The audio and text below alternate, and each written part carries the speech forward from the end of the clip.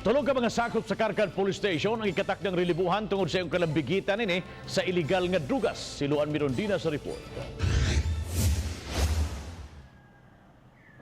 Gipugngan lang una sa Cebu Police Provincial Office ang mga pangan sa tulo ka mga pulis, hangtod nga mogawas na ang ilang relief order.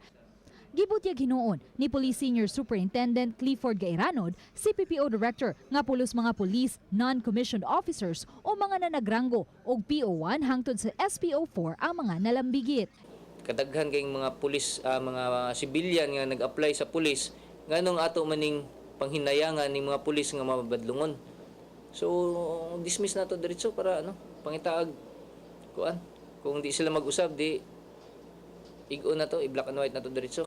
Inay ibutang sila sa Provincial Admin Holding Unit, gikatakda silang ibalhin og laing assignment. Ang dakbayan sa Karkar, ang usa sa mga syudad sa lalawigan, diin gikatahong hitak ang suliran sa iligal nga drogas.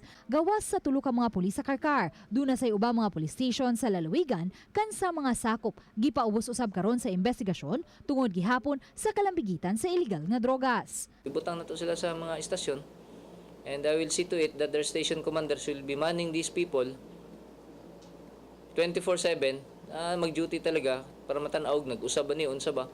Nya og mag-awol, di awlan diretso para i-dismiss kasi we don't need scalawags and drug protectors in the police service.